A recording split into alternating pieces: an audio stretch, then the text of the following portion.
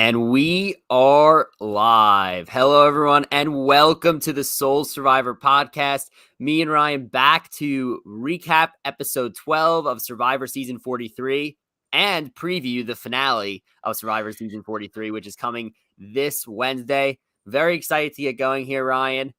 And wow, we have a lot to talk about. Wow, Dylan. I feel like all I can say is wow. I guess in honor of Cody, I guess all I have to say is that this episode was radical and I am living for it. So I can't wait to discuss it with you. Yeah, that honestly is a pretty good way to describe it. Obviously, normally we've been doing Thursdays in terms of recaps, and maybe would have thrown in a second podcast as a preview this weekend. I was actually flying back from Las Vegas this week to New York. I was on a work trip, so I was gone Tuesday and didn't get back till Thursday night, so we couldn't do it Thursday. Earliest we were able to do this all was this morning, so we're back here. Apologize for that, and of course, look, I got back from work on Wednesday night in Vegas. I watched the episode and I was just in absolute disbelief of what I was seeing. And I can't wait to get into it. Jesse blindsiding Cody. We kind of talked about it on this podcast the entire season. We're like, do you think it's actually possible that one could try to turn on each other? It was more of we felt like Jesse was going to want to take Cody, whereas Cody, if he wanted to win, was going to have to blindside Jesse. That's at least how I kind of felt most of the season. And it kind of flipped in this episode to the point where Jesse said, in order for me to win, I have to flip on Cody. And maybe, I guess, the people on the island perceive things as differently, as if Cody was maybe running things and Jesse realized that. And Jesse made the move to get Cody out. And it was one of the best moves that we've ever seen. Excuse me. I had to sneeze.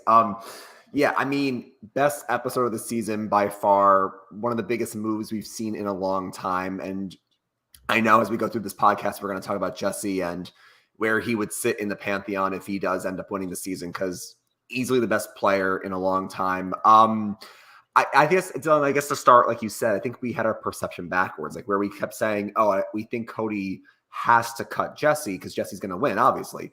But I think what we didn't really understand from the episode. Yeah, right. Jay's Ryan's so taking it back from this. But I think what we didn't take into account is that the people out there really saw Cody as more of a bigger character, more of a bigger personality, and somebody who could win this game more than maybe we as the audience saw. And I think if you listen to the exit interviews, from either Sammy or from James or from Noel or whoever, Jesse was obviously a lot more quiet around camp. And in the edits, we see him as a lot more big move. He's doing it for his family, and we see him as the biggest character. He's our protagonist. But I guess Cody was seen more as a big player to some people. So at first you're like, why would Jesse take out his number one ally? But it's almost like he had to do it at this point, because there would really be no other point to do it, especially if Cody was going to make that move against Carla and Cody would have gotten that credit. I feel like this was Jesse's last chance to make that move, and kudos to him as we talk through it for him seizing that moment. Yeah, and there's so many reasons why this move was so good, right? You look at the fact that he not only got out Cody, he completely flushed Carla's idol, right? Which was a major concern for the last few weeks. People were like, does Carla have it? Yes, she has it. What are we going to do about this? Carla has an idol. He flushes Carla's idol, so she has no protection next week unless she wins immunity. And he still has an idol that nobody knows about. So he goes into Final Five with an idol that nobody knows about. He goes into next Tribal Council where he is going to be able to choose most likely who goes home. And that's unbelievable, because I'm going to assume that if he doesn't win immunity at Final Five, then all votes are going on him, and there's going to be one vote towards whoever he chooses to get out. And plus, the jury was able to see that he was the one behind this move. And the other thing here is that if you listen to the exit interviews, right, you would have thought Jesse really was begging Cody to give it back. I think what's so amazing about what Jesse did here is that, according to Cody, Jesse actually never asked for it back. Yeah. And he kind of just instead planted seeds about the idea of knowledge is power still being there, potentially, as an advantage that could, take Cody's idol. And I think what's so important here is if Jesse had been overbearing about giving it back, I think Cody would have got just suspicious and not given it back. Whereas Jesse kind of just planted the seeds, and it eventually led to Cody giving him back the idol. And then it also goes the other way around, where Cody, if he didn't give him back the idol, and he said this in his exit interviews, Cody said, if I didn't give Jesse back the idol, I felt like I would have been breaking trust with him in the fact that he would have thought it was suspicious for me to be keeping my idol. So definitely a whole lot of overthinking by Cody, and a great job by Jesse to plant the seeds for that overthink. So many moving parts. And I think another really underrated part of this move is that, like, Jesse always knows when to make a move, and if that move is also in the best interest of other people. Like, that move was also in the best interest of everybody who voted with him. It was in the best interest of Owen, Gabler, and Cassidy, in my opinion. Cassidy maybe not, but at least Owen and Gabler is in the best interest of them, because they have been, at least Gabler has been talking about breaking up Cody and Jesse for a long time. This was the opportunity to do it. And now, if you're Gabler, if you're Owen, and honestly, if you're Cassidy, and, you know, Carla was left out, but if you're Cassidy also, you're sitting here and saying, all right, this is going to be Jesse's move. But in their mind, they don't know he has the idol. So they're like, we have basically an opportunity at Final 5 to completely get Jesse out. He's making the move too early, and we get one of the biggest threats out of the game. Little do they know he has an idol, but that's what they're thinking right now, and Jesse knows that. So it was, again, it's just a perfect move, right? Flush the idol. That move is in the best interest of other players, so it's not going to get back to Cody. You leave Carla out, and you show everybody that it was your move, and you move on to the finale with an idol, and nobody knows about it. Just insane stuff from Jesse. And I mean, again, I literally, and before, I let you go and talk about this, I know I've been rambling for a while now. Fine. Yeah. Thursday, I said I had a flight home. Literally the entire flight, all I did was just listen to Survivor podcast. This was like, I was so into this move, and it just like, it brought me like way back in, to the point where like I was consumed by Survivor on Thursday, and I was just watching everything because I was in awe of what had happened. But it was wild. Yeah, I mean, and I think that speaks, all this that you said speaks to the power of Jesse's game, both strategically and socially. The fact that this move benefits other people, and still, I'm gonna knock on wood because I don't want to jinx Jesse, but like, still, his name has not gotten written down, and he's not even being brought up as a target. The only time his name has been brought up was when Gabler said we need to split up Cody and Jesse to Carla, and that's the only time Jesse's name has been mentioned. So he's done so well up to this point to not even have his name mentioned, and I think he's peaking at the right time, because, like we saw with Omer, like if you peak a little too early, then that could be detrimental to your threat level, but you wait too long, it's going to be too late. So you got to peak at the right moment. I think Jesse did that, because now basically he has to he's going to play his idol at Final 5 no matter what, unless he wins immunity. And then I think at that point you could argue, and we'll go through the finale preview later, but Jesse's ending to this game is either he wins or he loses in fire. That's the only explanation to me. But I feel like he did such a good job here with this move, like you said, not only to spook Carla into flushing her idol and getting her to vote the wrong way. I really think this just set Jesse up so well. And I guess the only question I have for you that people are debating is like, is Jesse a villain? And I guess you can debate a villain in different ways, because you have like your Russell villains, you have like your Courtney Yates villains, your Jerry Manthe. So there's different types of villains, but like, this was stone cold. Like, I want Steve Austin to walk out right now. This was stone cold. He takes his best friend's idol.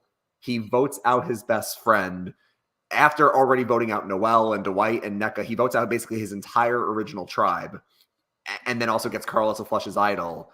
Like, this is sheer savagery, but Jesse's like, I got to do it for my family. Yeah, he's absolutely a villain. I think, like, it's weird because, in the older seasons, it's like you were a villain if you were just like an asshole to everybody else around camp, and you made moves, but like in a way that was like, it was personal, right? And now it's like, it's not personal. He just wants to win the game. And it seems like, everyone likes him and thinks he's a nice guy. But like, in terms of the game, of course, he's a villain. I think one of those underrated things, and, obviously from reading everything and taking in everything that happened in this episode in the time since Wednesday to now on Sunday, this podcast, it made me realize Jesse decimated his entire Vessi tribe. He had a hand in voting out every single member of his original tribe. Mm-hmm. Going back from Justine, NECA, and then we had Dwight, Noel, Cody, all gone because of Jesse, that's unbelievable. And I mean, just to take Cody's idol and then use it to vote him out, it was the cherry on top. It's unbelievable. I mean, this was, again, the best move of the season, best move in a while. Jesse, people are already talking about where does he rank in terms of players. I think in the new era, you could argue he's the best so far in the new era. But again, we'll see how his story ends. But it's just everything that he did, Dylan, in terms of like, I mean, and actually Shannon Gus mentioned this on Twitter too. Like, this basically is exactly what happened with Noel too. Like, you can apply his 3 steps to this. Like, the cover story was the blind side of Gabler and Owen with, Carla and Cody like bluffing with their idols. That was like the cover story.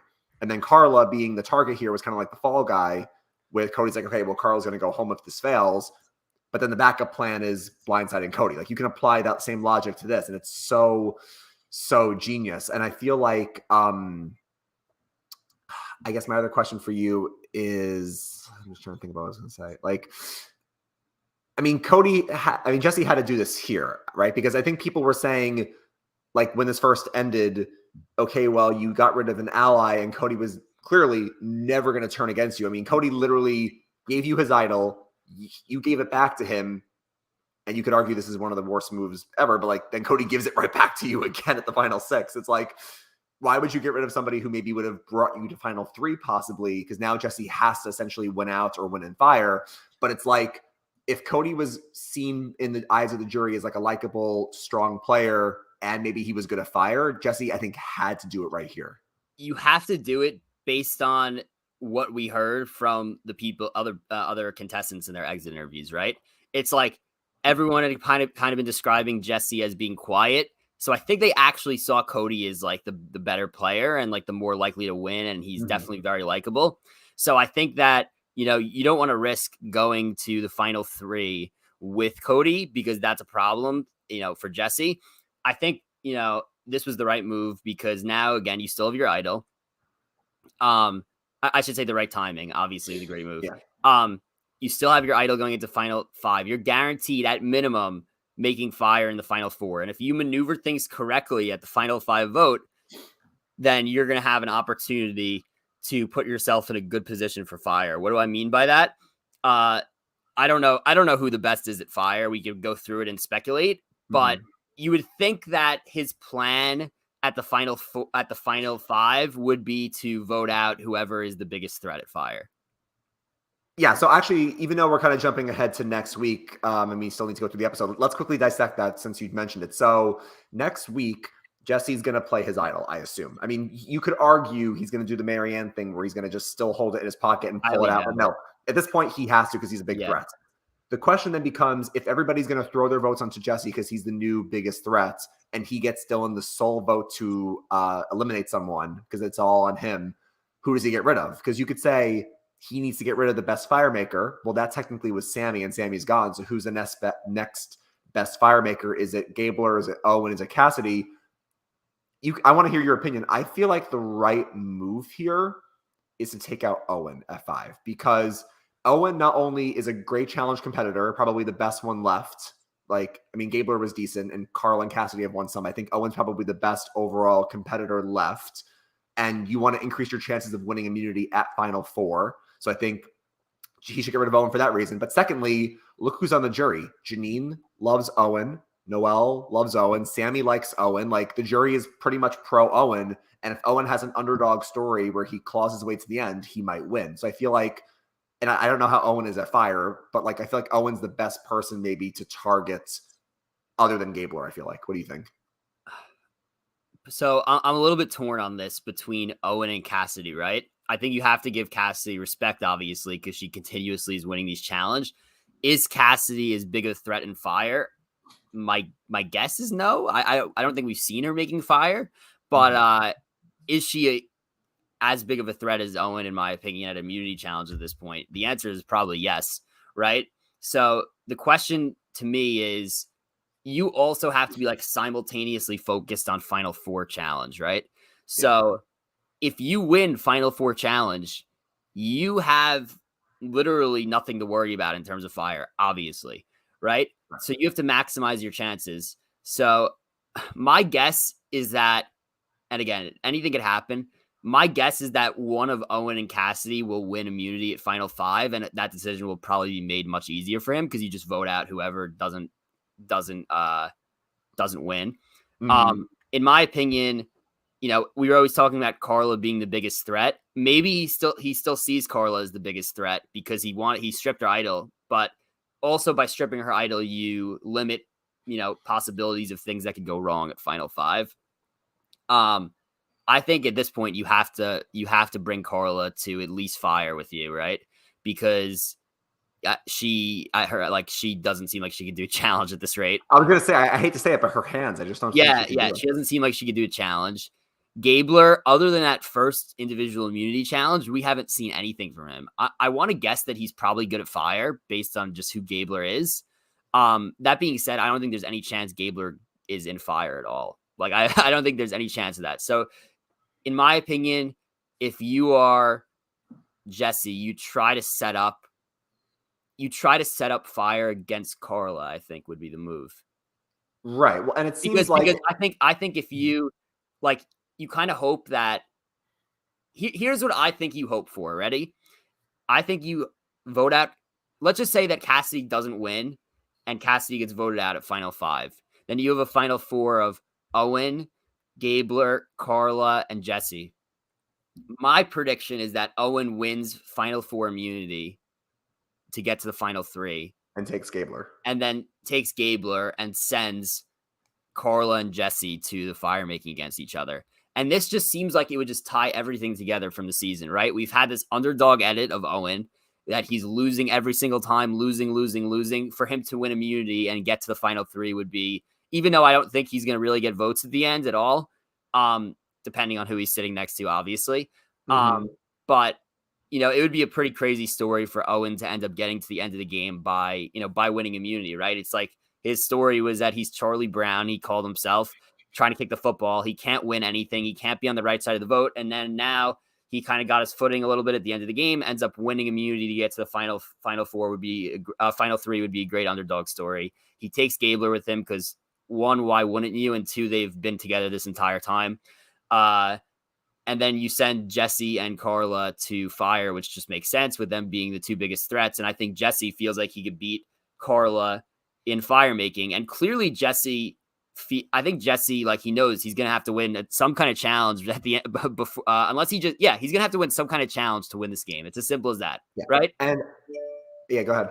Yeah. Another thing I was going to say, I saw a Reddit theory that they think that Jesse has potentially been throwing challenges to lower his threat level.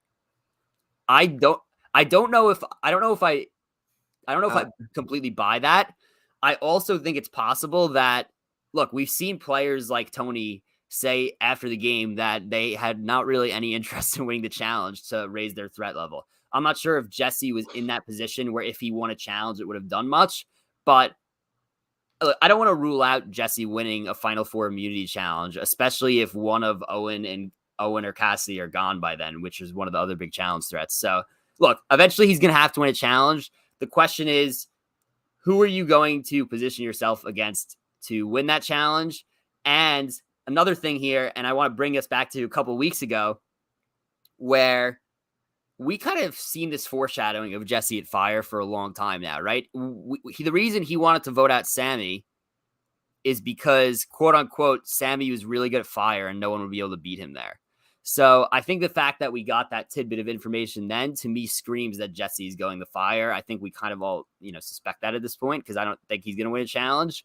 But yeah, it's who you're positioning yourself against in that fire making challenge. And we've seen Jeff say a couple times, and especially now that Sammy was gone, Jeff has said this week that Jesse's the last person left who hasn't won a challenge. Now, again, we don't want to read into the edit too much, but of course, does that mean that Jesse never wins a challenge? Does that mean he actually wins the very last one? Like Jeremy Collins, and actually, I do want to compare Jeremy to Jesse for 1 second, though. Jeremy didn't win a challenge up until the last one in Cambodia. And I think Jeremy did say after the game he wasn't trying to win them. Now, you could argue it's like revisionist history if Jesse says it after the season. I would have loved a confessional to prove your Reddit theory that you saw, where it's like Jesse says in confessional to the cameras, "I'm throwing challenges," because he's been out first and second in almost all of them. So I don't know if he's throwing them or if he's just bad at them. But with Jeff saying like Jesse still is the only one to not have won yet, you could argue he may win the last one. And the other comparison to Jeremy is like all season Jeremy's like, "I'm doing this for Val, doing it for my family." And what have we heard from Jesse the last 3 weeks? "I don't want to do this to Cody. I don't want to do it to Noel, but I got to do it for my family." It's very similar in that way. Yeah, I also don't think they would ever like throw in a confession, like unless it immediately impacted that vote. I don't think they would throw in a confessional about like not doing your best in challenges, because like you want to make the challenges as a producer entertaining for the people watching, right? So if you know that Jesse is not going hard in a final 7 challenge, then it makes it, one less person you have to worry about. So I think, yeah, I could see it. I know we'll see what he says after the season, but who knows if that's true? Who knows if it's not? But the bottom line is he has to win something at the end of the season here. So we'll see what happens. And I feel like, and again, I hate to read into the edits, but like, I do think that's why I feel like everyone's saying Jesse either is going to lose in fire or win, and he could be like our losing Final Four player that was like the best to not win in that season. But like, I just feel like he's being, and I would be so disappointed if Jesse doesn't win at this point. Like, obviously, I think Carla's great. I think Cassidy's great. Like, I mean, but like, Jesse has been our protagonist since the merge at this point, where Carla was more our protagonist early on. It's been Jesse lately, and he's been playing such a good game. I would be so disappointed if he doesn't win. And I just feel like with him keep saying like, he's going to own his moves. Like we said about Coach, we said this about Mike last season. Like, I have no worries if Jesse gets there about him owning his moves, because he keeps saying like, "I don't want to do this, but my only thing I have to worry about is winning for my family." Like Jesse, if he gets there, he will own everything though. Yeah, that's not a worry. I agree with you about Jesse. Like at this point, like I want the Jesse win bad. It's so funny because we've had conversations on this podcast the last 2 seasons where like in this new format, is it really possible to have a dominant winner? Because it just seems so difficult. And he pretty much perfected almost what like Omer was doing to another level, if that makes sense, right? Like his timing was better. He had idols. I think the most amazing thing about Jesse, he never found an idol the whole season. He was handed 2. He was literally, he was handed 2 idols. That's crazy, right? It's just like, this is a game that it's like, we haven't seen it before. And it's been unbelievable. It's like, Jesse is giving the blueprint of how to maneuver in the new era, right? He used knowledge's power to his advantage like 3 times without actually having knowledge's power.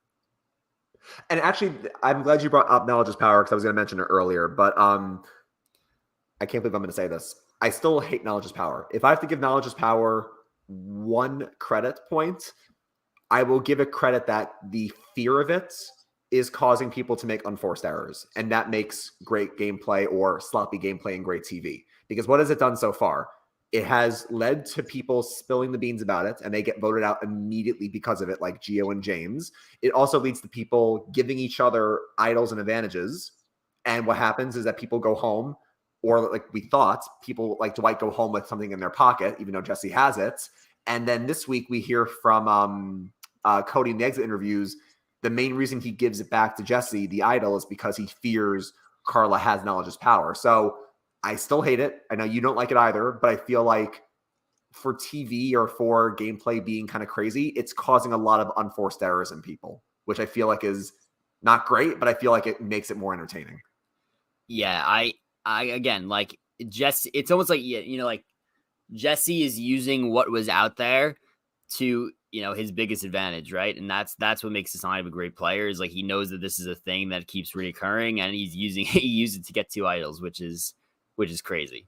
He's gonna, I mean, again, whether he whips it out at Final Tribal or whether he uses it next week at Final 5, the jury is going to go crazy, because not only does he pull, it's almost like a Rick Devens, like where you're putting on a show in front of the jury, and the jury loves it. Like he's going to stand up after just blindsiding Cody and say, "By the way, I have this idol. wait, that's a yellow idol. Where did you get it from? Oh yeah, you all thought Dwight went home with it. No, Dwight gave it to me, and it's Janine's idol. People, they're gonna lose their minds. I want badly for it to be a 4-1 vote with 4 votes on Jesse. That's what I want too. Exactly. That would be unbelievably hilarious. I'm looking forward to that. I'm curious to see what happens with it. But I want to talk about like a few of the other, the other players left, right? Because like there is that chance that Jesse loses in fire, right? Obviously. If Jesse goes down in fire, who has the best chance to win that's not named Jesse that's left so far? So this is where I think it gets very interesting, because I think we can explore the rest of the final 5 and see what their story is, or like how the jury sees them. Because I feel like if you were to ask me from a gameplay perspective, voting for the best player who had the most stake in the season, Dylan, who had the most agency, it's not Owen, because Owen's been wrong many times. So that would be either Carla or Cassidy, because I think they've played the best games other than Jesse, of course. But then the jury, if you say, okay, well, they may want an underdog story. Owen has an underdog story, and he has a lot of friends on the jury, so Owen could win there. And so I feel like if you look at it on a spectrum, Jesse's obviously, well, it's mirrored, but Jesse's here in terms of like the gameplay and the story and everything. And then you have Owen, who's over here, where he has not led a lot of strategy, but he's been scrappy underdog winning challenges, and he has friends. So it's kind of like here. Then Carla, you could say, is kind of like right here with the strategy, where she's been doing a lot. She's been kind of slipping a little bit lately because she's been left out of some votes, and she was doing better earlier, but she's still doing pretty good. And then I feel like Cassidy's like in that middle spot, where Cassidy's been an underdog like Owen, where she's had to defend herself from being voted out against Ryan and against Sammy and a couple other people. But she's also done some things strategically. So does that make sense in terms of like that spectrum there, where I feel like Jesse, then Carla, then Cassidy, then Owen, and then Gabler's over there? Yeah, personally, I don't think that Cassidy.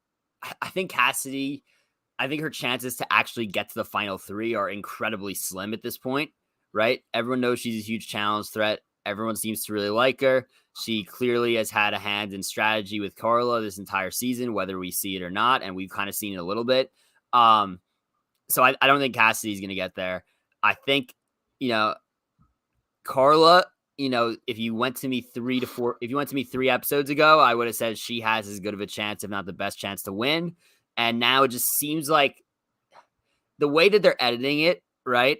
And again, like you said, I hate to read too much into the edit, but it's just like her story in general, right? It's like she was dominating the game, you could even argue. And then now it's just like she's like struggling to get her footing. Could you really see her like getting back her footing at this point, especially with losing the idol and especially with Jesse having the idol at Final 5? It's like, it's hard for me to see, right? It's like she would almost, even if she won fire, she would almost like, or got brought to the end. It's like she's like stumbling to the end, right?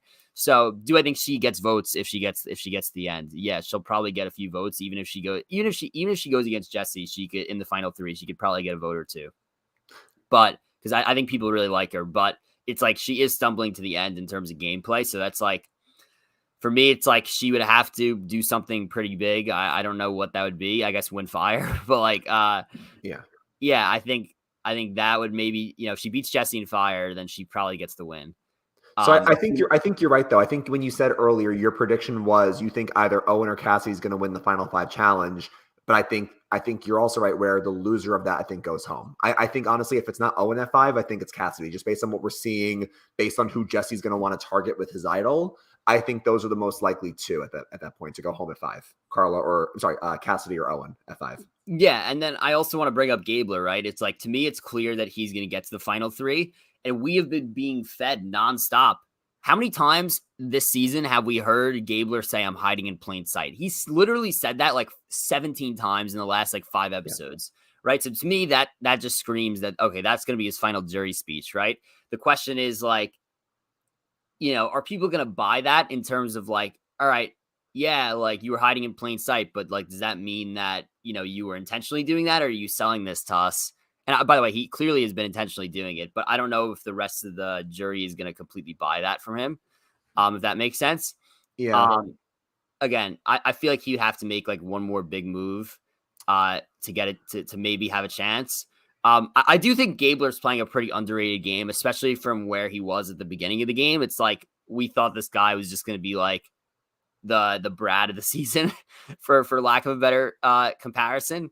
And he ends up like, he honestly like has had a pretty good say in strategy, and he's been pretty much in on every vote, and people like him, people want to work with him, and yet people aren't targeting him. So I do want to give him credit.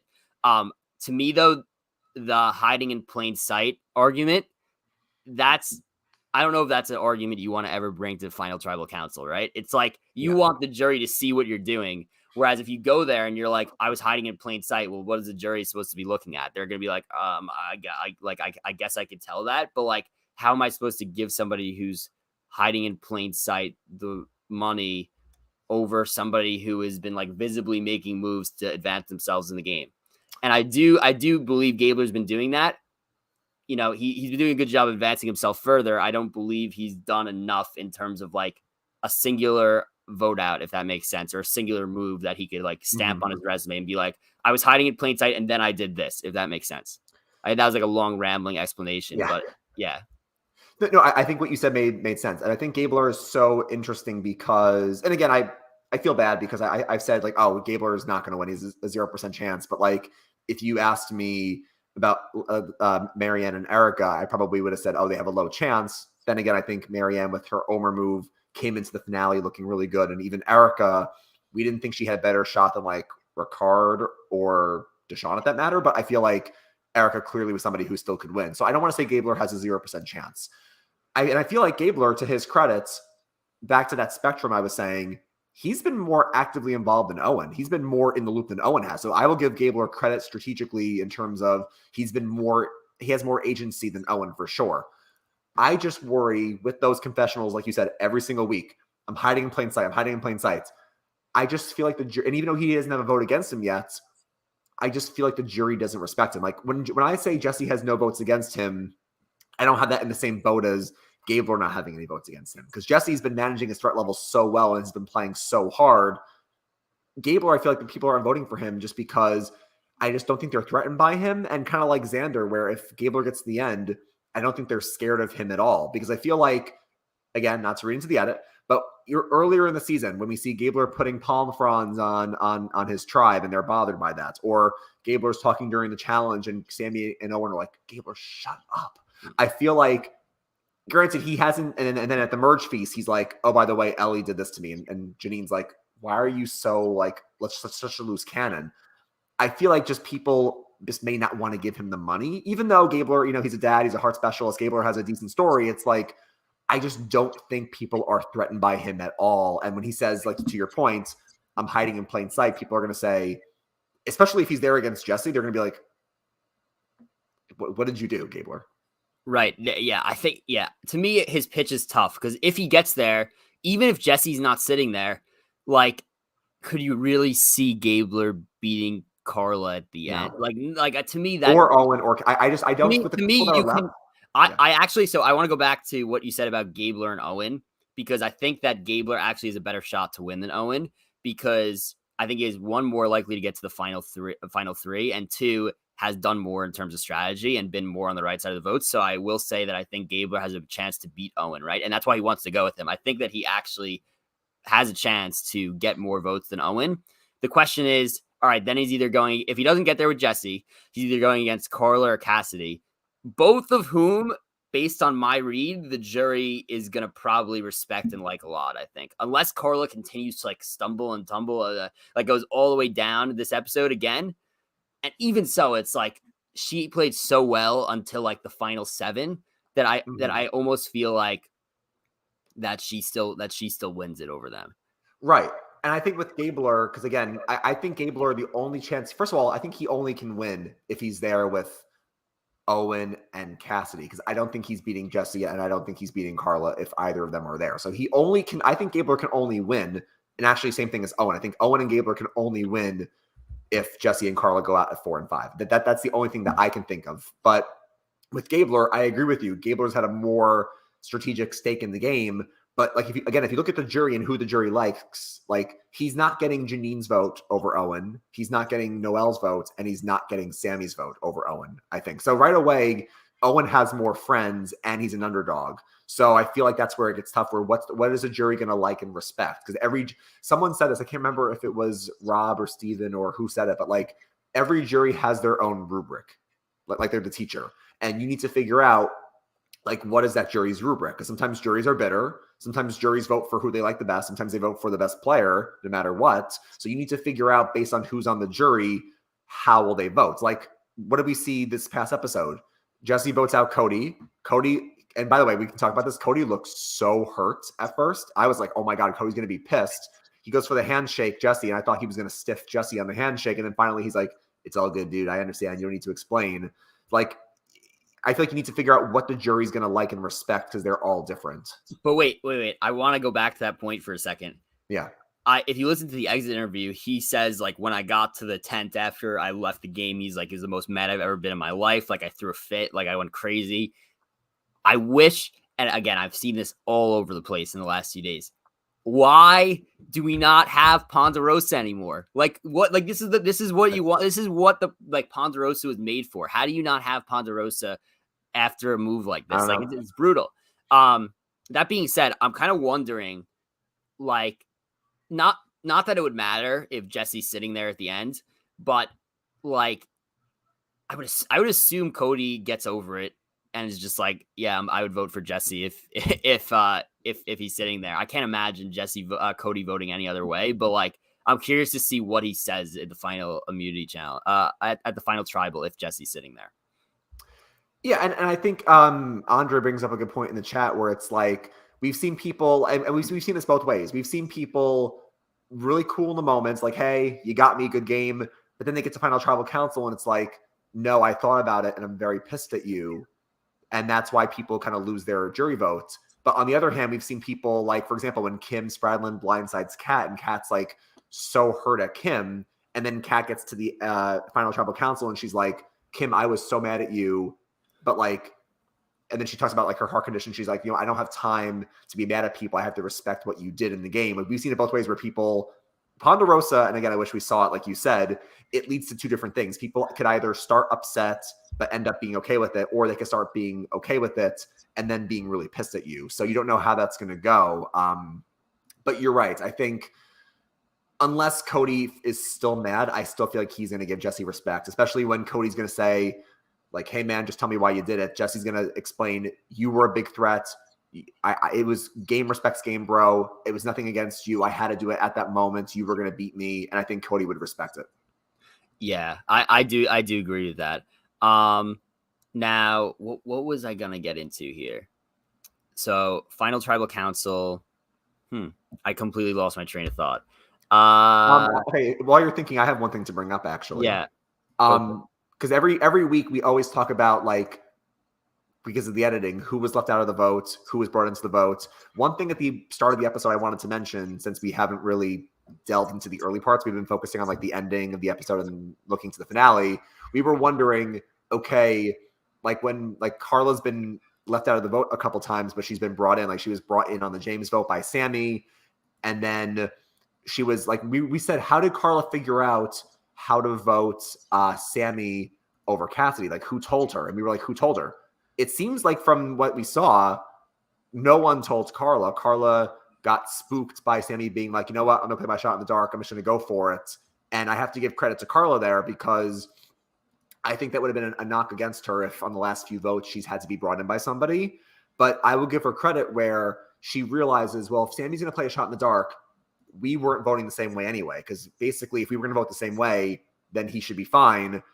If I'm not voting with him, I may as well throw a vote his way and be on the right side of the numbers. So I will give Carla credit there, even though we see throughout this episode, Carla and Cassidy are still clearly targeting each other. And even next week, they might be targeting each other again. Yeah. Carla she's really, really good. She happens to be playing on the same season as potentially one of the best strategists we've ever seen. So it makes it tougher. Yeah, I'm curious. Again, I'm curious to see how Carla's story ends up, but she's obviously been a great player on the season. I actually remember what I was going to say now. Good.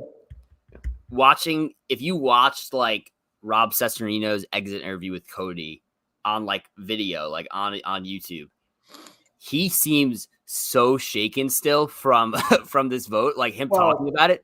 I was like, I know I was watching it. I was like, damn, like I feel bad for him because he was, Cody was a great player in the season who happened to be playing again, another great player who happens to be playing on the same season as somebody else that's unbelievable. I just want to say that let's go back to like from Cody's mindset, his move that he was planning. Okay. I feel like if he just kept his idol in his pocket, this was a pretty good plan. And I think Carla would have bought it. I think it would have worked. Which is, it's so interesting. Like, this will be the forgotten plan, obviously, because he gave away his idol and got voted out of the game. His plan was to act like, tell Carla that they were going to act like to everybody they were definitely going to play it, and then both keep it. But actually, he was, they were both going to keep it instead of playing it like they told everyone else, but they were going to flip the vote on Carla because of that. Mm-hmm. That would have, in my opinion, that would have been a great move if he, and honestly, Jesse mentions in the episode, and again, I don't know if he would have navigated around this. It seems like he would have maybe had to try, but he says he has a confessional, Jesse, where he's like, if Cody holds on to the idol, everything's out of my control, and I don't know if I can make this move anymore. So I'm not sure he would have still done it. Maybe I would guess he would have had to have tried, because like we're mentioning, this is the right time, maybe the only time he could have got rid of Cody. But also, like, if Cody holds on to this idol, there's a chance he pulls off the move that he intends to pull off. And that would have been a great move. The reason I'm saying all this, I want Cody, like, Cody's, I think, a complete lock to come back. Like, I would, as long as he wants to come back, I would put him in the Dom category of, like, definitely coming back. Like, that's where I would put him. Like, I think that Cody, if he wants to, is definitely coming back. He deserves a second chance. Again, it's easy to say from our spot, it was a really dumb move, which it was a really dumb move, but also, like, like, he got outplayed by somebody who is more strategic and better at the game than him. So it's like, I want him to get the second chance, learn his lesson from what he did this season, because literally he was like keeping his idol away from potentially having a very good shot to win this game, especially what we've heard from Jesse, even admitting that to us in the confessionals, that he thinks Cody had a better chance to win. Yeah, no, I think you bring up some good points about Cody, and I do want to dissect them. First of all, I'll half agree with you on your first point, where you said I think Cody still looks shaken up from the move, and possibly the fact that he had to relive it last night maybe did shake him up. But I also will say, when Rob said to him, "How you doing?" Cody's like, "I'm kind of hungover from the party last night." So maybe Cody was just not feeling it that morning. But no, I will give Cody credit for one thing, because obviously I think it ties back to the same point. Cody was not a super fan coming into this game. Cody is new to the Survivor world. I think he said to Rob, he watched 1 or 2 seasons before he went out there. He's still new to this, which is why Cody, and we've seen this before. We've seen people like, and I think this was the same thing with Devin and a Triple H, but like, we've seen people who come into this game who are not fans, and they learn the game and they end up being amazing players, better than some super fans. So Cody, to come up with this move to take out Carla by getting her to hold on to her idol and go home with it, was a really good play, like you mentioned. I think the problem with Cody, though, is that because he's not a super fan, he makes some of these unforced errors where he doesn't realize you never give your idol. First of all, you don't give your idol away, period. Number 2, if you get it back, hold on to it at Final 6. Don't just give it right back to your ally, because you don't know if you can trust them. So that was a mistake there. The other thing I will say is, like, what do we see Dylan all the time in Survivor? If someone says very, like, boldly, I'm going to play it, I'm going to play it, I'm going to play it, they often bluff and they don't play it. So that could have also backfired. And also, Cody, yes, maybe Jesse would have abandoned the plan if he didn't get the idol back, but the votes still went on Cody regardless. So you could make the argument that Cody could have held on to his idol and Cody still could have gone home anyway. So I think it was a really cool play by Cody, and Carla, I think, would have fell for it. She only played it because she got spooked by Jesse. But I feel like, obviously, you could make the argument, because he doesn't know the game that well, there were obviously some holes here that Jesse was able to quickly fill in. Right. No, yeah, I think you make a good point. And again, I want to see him play again to see if he would correct his mistakes. And, he's great to watch. But anything else before we get to questions?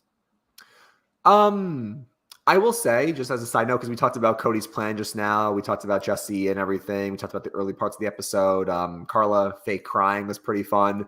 Challenges were pretty fun too. But I'll put my Survivor nerd hat on. Both of these were challenges that we've seen before. And if you remember, Dylan, this ball challenge with the blindfolds is the infamous Russell Swan challenge, where he, almost dies and passes out, basically. But I think this is a really cool challenge. I'm not sure if I would rather be the person in the ball spinning or blindfolded, but seems pretty cool.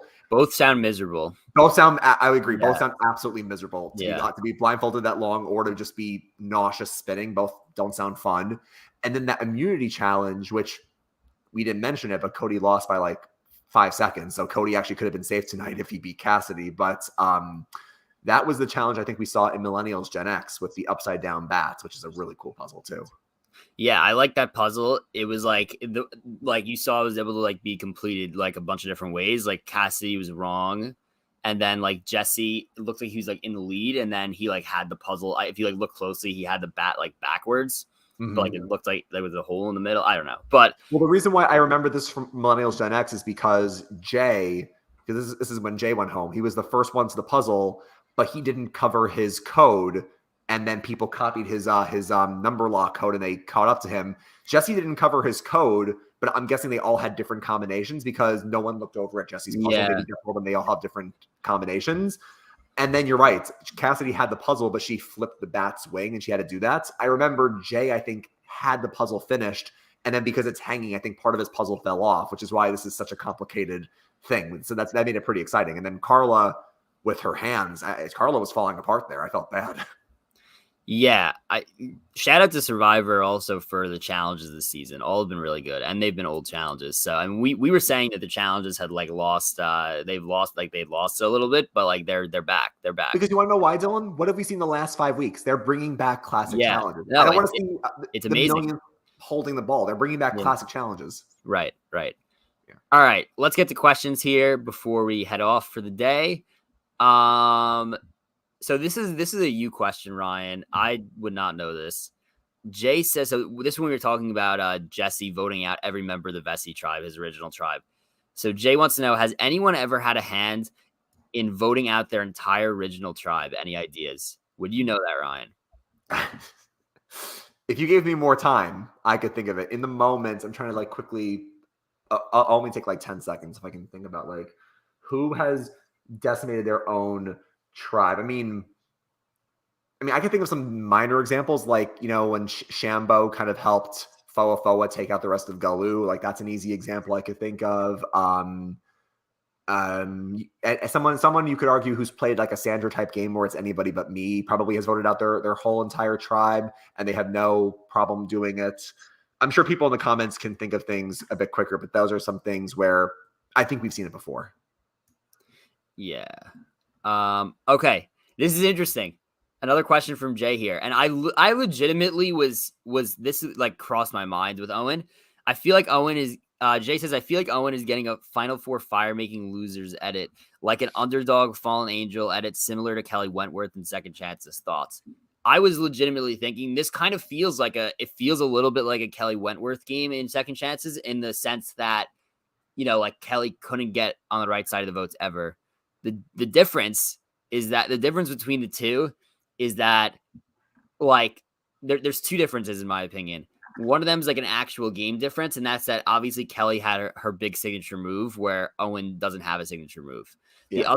The other difference is that I think this is just an interesting fan perspective. I think that Owen's expectations from the fans going into the game were extremely high. So, like, for example, I had the first pick in our fantasy draft and I picked Owen. Like he was one of my winner picks preseason. Mm-hmm. So I did not expect him to go from, those expectations from me and from a lot of other people to being like the Charlie Brown who can't kick the football. Like, right. Like I didn't expect that. Kelly Wentworth, it's like she had the opposite expectations as Owen going into Second Chances. Like, I don't really think anybody had her even on the radar, right? She was like a pre-merge boot in her original season, in season 29.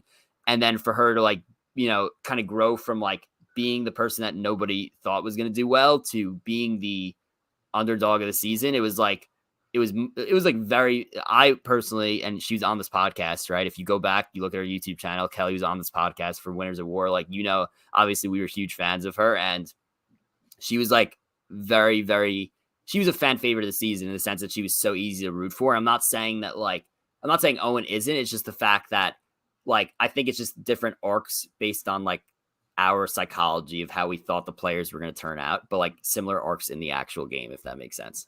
Yeah, and I think Jay has a decent scenario here. I mean, if we want to map it out for a second, I could easily see a scenario that plays out where Cassidy goes out of 5, right? Owen wins immunity. That this would be Owen's 3rd immunity. And you can make the argument, Dylan, that if Carla or Gabler win Final 4 immunity, and let's just say they bring each other, I don't know, and Jesse and Owen go into fire. If Owen were to, and this is why I think Jay brings up a good point, Owen could easily go out in the Final 4 Fallen Angel spots for sure. Especially where, because obviously that's where you say if Kelly Wentworth made it to the end, Kelly probably could have won second chance. Where with Owen, yes, we keep saying Jesse's, going to win no matter what. But imagine a scenario where Owen wins 3 immunity challenges. He takes out Jesse in fire, whether he puts himself in or whether he just happens to take him out regardless. With Owen's friends on the jury, him being an underdog the whole time, him winning 3 challenges and taking out Jesse, that's where Owen wins. But if Owen doesn't do that and Owen loses in fire, he becomes the Fallen Angel, where it's like, if you could have beaten Jesse, you actually would have gotten our votes at the end there. So I could see a scenario like this happening possibly. And this goes back to, again, I don't want to get into the whole argument again, but this goes back to like what Jesse has to think about, right? Like, do you want to risk like Owen even let's just say Jesse like wins. Let's say Jesse wins final 4, whatever it is. Jesse just has to account for the fact that, all this stuff, like in terms of who do you want to go to the end with? Do I vote out Cassidy or Owen at Final 5? Well, Owen has a lot of friends on the jury. Maybe Owen would get the underdog at it. Underdog story. Like, maybe I should just vote him out to be safe. So again, all things that Jesse has to think about also. Yep. But yeah, I do think this comparison is interesting. Okay. Looking for more questions here. Let's see what we got. I think you answered a few of these like while they were going. I answered. I like this. I like this one. I like this one. So Christian wants to know: can we see someone at Final 4 giving up immunity at Final 4? So what he means by that? Could we see somebody giving up immunity, putting themselves in fire to beat Jesse, which we've obviously seen be a discussion ever since like Dom brought up the idea and Chris Underwood did it. We've seen this pretty much every season be discussed by whoever's in this position. Could I see Gabler doing it if he were to win? No. Could I see Carla doing it if she were to win? Absolutely not. Not with her hands. No. Yeah. Could I see Jesse doing it if he were to win? Obviously not. No. Could I see Cassidy doing it? No. The only person that I could possibly see doing it is Owen. Because, right, he hasn't had that signature move. He could easily win Final 4 immunity. This would be his signature move. I actually completely agree with you. The only person that it makes sense for is Owen. And honestly, I don't know if we ever see this again, because I feel like Dom and Wendell mentioned it, but Dom didn't want to do it because he brought up a good point. He's like, if I did that, yes, and obviously I could have taken out Wendell and I could have maybe won the game. But like, what did he say? Dom's like, if I did that and I got 4th place and I missed out on that money, my wife would have killed me. Like, people don't want to do that and then say you went from possibly winning and putting because if you're there, you have basically, Dylan, you have to be in it to win it. If you're at the end, you have a shot to win. And you put yourself in that spot with fire, what have we seen happen? The wind blows the wrong way. It's so fluky, the fire. So I know we've talked about this before with Chris Underwood, but like, I would never put myself in the fire because I don't know what's going to happen with the elements. And I just don't even want to risk it. And I think with Rick Devens and Chris Underwood, that was like a very unique scenario where Chris literally would not have won if he didn't do that and take out Rick Devens, because Rick Devens would have won. So it's like, I think Owen is the only person who would do it, but I don't even know if we see this scenario play out again. The simple solution to, I know, like, you're also putting yourself in the most pressure situation possible. Yeah. The simple the simple way to not do this and make sure that Jesse loses fire is to simply just pick the best person to go against him and make sure that they are, practice with them basically the entire afternoon leading up to it and help them. If that's the best way to do it, right? This way, you're making sure you get to the final immunity, but you're making sure that Jesse has the best chance to lose, right? So it's like, theoretically, it makes sense for Owen to do, but I don't think, again, it's so risky. I don't know if it's worth it. I'm just going to mention this quickly before we get to the next question. No way this happens, but there's no way someone brings Jesse, right? Like I don't think anyone brings Jesse at this point, especially if he pulls out an idol final 5. But like, you would be surprised where, Dylan, we've seen in the new era, we've seen a couple times where people bring the winner, and I'm like, why would you bring the winner? Like we've seen Tommy get brought to the end, and I'm like, why would you bring Tommy over like Dean? Well, no, it was Dean, but like Tommy got brought to the end. I'm pretty sure Erica got brought to the end by Xander, and then Marianne got brought by Omer. Sorry, and Marianne got brought by Romeo. So it's like, I think Jesse's too big of a threat to be brought, but like we've seen in the last 5 seasons, 3 of those winners were brought, and we're like, why would you bring the person who's going to win the game? But you never know. Yeah, I mean, obviously Xander made a wrong decision, like very clearly. That being said, like we're also talking like a season that was not anything like this, right? Yeah. And as respectfully as possible, I mean this, like the level of players between 41, 39, and 43 are in different stratospheres.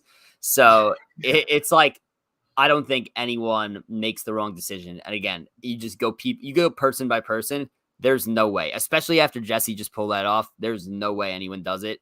And I know that Gabler's been quote unquote a loose cannon. He's been the one that's been talking about Cody and Jesse leaving the game the entire time. So there's no chance, in my opinion. I agree. All right.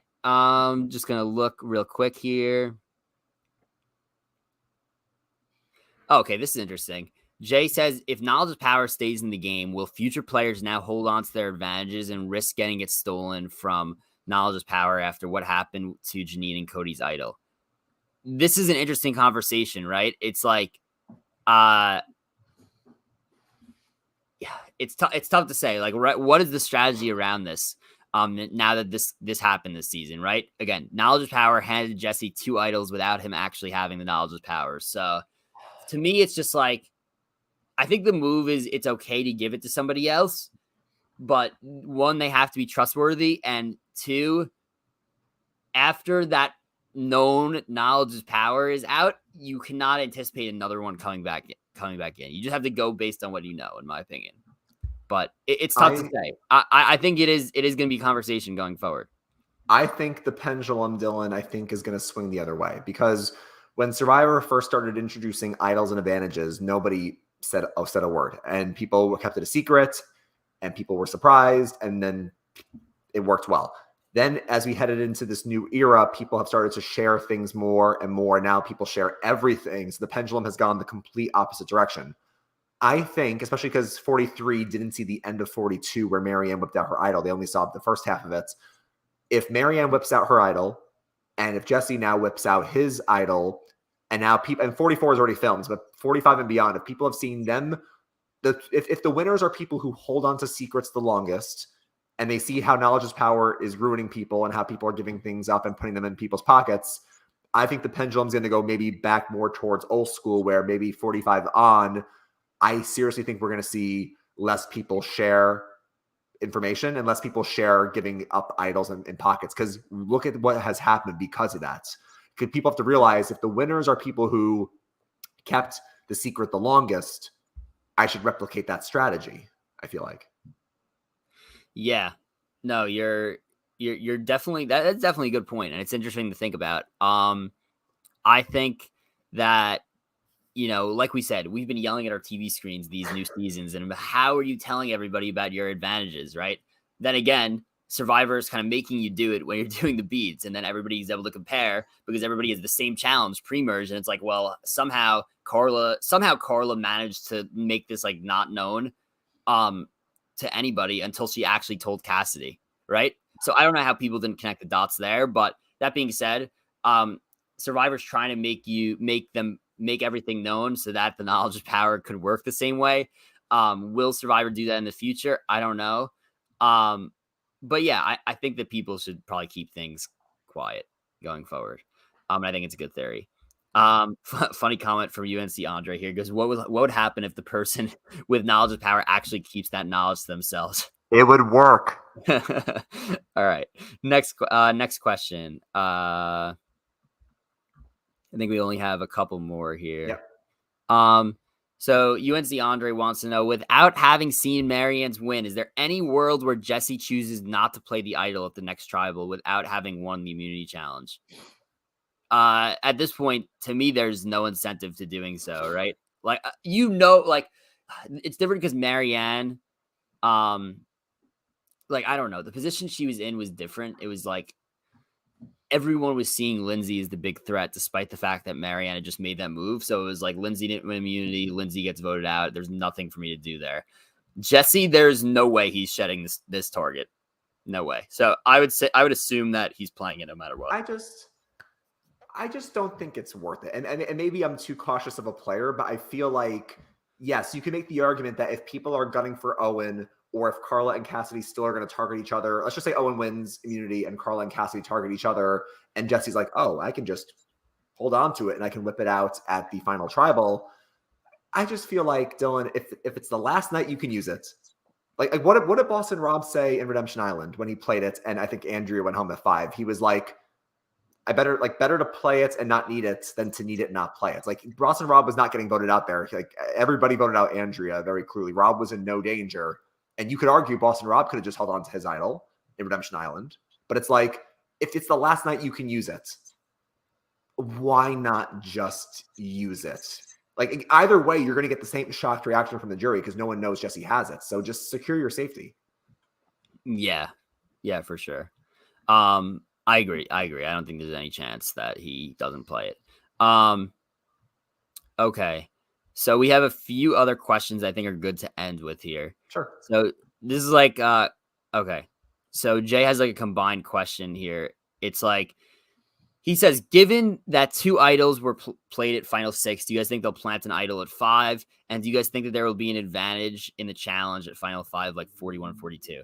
So yes to the advantage in the challenge, no to the idol being planted. That would be insane at this point. I agree. There's no way there's no way they bring in a new idol at 5. It's probably going to be another advantage. And then this next part question is, do you guys think that an idol nullifier could be floating around? Omar had one in 42. Not if we haven't seen it yet. And by the way, if they ever planted an idol nullifier, people would go crazy at this point. Not a chance. I think Twitter would burn down if Jesse got eliminated by an idol nullifier. All right. And then this is a perfect question to end on for the day. Sure. Jay wants to know, where does this blindside rank among the 3 big blindsides in the new era? Does it go Cody and then Omer and then Shan? And where will 43 rank if Jesse wins? So yes, I think you have the order right, Jay, in terms of blindsides. Where will 43 rank if Jesse wins? It's so tough to say. Where it will rank, and again, I'm of the party. I'm of the side that thinks that, I think that some seasons age better than others, right? Like, Tocantins is a great season, but I do think that in hindsight, when people are talking about Tocantins, they also know that Coach came back a bunch of times. Tyson came back a bunch of times and then won. JT came back a bunch of times. Steven came back, right? So it's like, when you look back at the seasons in hindsight, now it's like, yes, that was a great season at the time. Does it help a lot of seasons when players come back and return and be legends of the game, right? So to me, a lot of ranking seasons is a lot based on, even though people will not admit to doing this, of course, in 10 years, let's just say in 10 seasons from now, if let's just say Jesse wins the season, Cody comes back in another season, does amazing, Carla comes back in another season and does really well again, somebody who went out earlier comes back and turns into a great player. Like, I think we're looking at a season, right? Like, not only was this a great season, but of these players that are now Survivor greats. So I think that like for us to rank the season, for me, it's hard because I think that like, you got to watch a few more seasons in the future, see what happens, and then you could like come back and look back at this and rank it. But I will say that to me, this is going to rank pretty high for me. I think especially if Jesse wins compared to what I would have thought this was going to rank maybe a few weeks ago, it's going up. So, by the way, I'm sorry. I had to plug in my computer and the charger was not in this room. The charger was in the other room. So sorry for the 10 seconds I was away. So I'm guessing you said to Jay's question, you would rank it both pretty high depending on what happens. Yeah, I would rank it high, and I also think, like I just said this, but I'll say to you because you were just off for a second. Yeah. I think that hindsight also sways people's rankings. For example, Token Sheens was a great. I'm just giving this an example. Was a great season, but also like it was the birth of several great Survivor players, right? So it's like those type of seasons will be looked better at in hindsight. So I think that if 43 will rank great regardless for me, if a bunch of these guys end up coming back and becoming like Survivor greats, then it will rank it will look even better for me. Yeah, I think I agree with you. I think in the new era, 41 to 42 to 43, this is, I think, the biggest blindside. Clearly, I think it's the biggest move we've seen because of what Jesse did to his number one ally while also flushing an idol at the same exact time, while also still not having any votes against him. I think it's the biggest. I think it does go Cody, then Omer, then Shan. And yeah, I think if Jesse wins 43, I think that gets a big boost. I mean, right now, I think it's obviously not a top tier season, but it's not a bottom tier season. I think it obviously is floating somewhere in the middle, and depending on how it ends, it could go up or down. And Dylan, it's funny because we talked about earlier this season, we kept saying, which season in the new era do we like the best? And I think for a while we were saying 42 is better than 41. And I think we were saying, well, 43 right now is not as great as 42. 42 had such great characters like Omer, Mike, Mary, Andrea. But I got to say, Dylan, season 43 started off kind of slow. It has been a whirlwind these last few weeks. I mean, after you have like James and Ryan, then you lose Noel, then you lose Sammy, then you lose Cody. Like, this is a very strong end to the season. Had a very slow start, but is ending super. Like 42 started strong, and you could argue how it like 43 started super slow, and now it's been exciting. If Jesse wins and Jesse is like a dominant winner, like a Kim or a Rob or a Tony, this could be pretty awesome. Yeah, I agree with you. I mean, to me, 43 versus 42, and I'm on the record on this podcast saying I really liked 42. This is not a debate for me anymore. You think 43 is better? Like definitely, yeah. Even if Jesse somehow doesn't win, I think the 43 is better. If Jesse wins, it's not even a debate to me. It's funny. For a while, I thought 42 was my answer. I think I might agree. Yeah, but all right. So let's see. Yep. So that'll wrap things up for this episode. Excited for this week. We got the finale on Wednesday. I think like normal, we'll be back on Thursdays. So we'll talk about everything on Thursday, what goes down Wednesday night. Looking forward to it and can't wait. Thanks to everybody for watching. Be sure to hit the like button. That really helps. So hit the like button, subscribe if you haven't already. Be sure to throw any ideas you got in the comments below. And we will see you guys on Thursday to recap the finale. I can't believe we made it to the finale. I'm so excited. Grab your torches and head back to camp. Good night.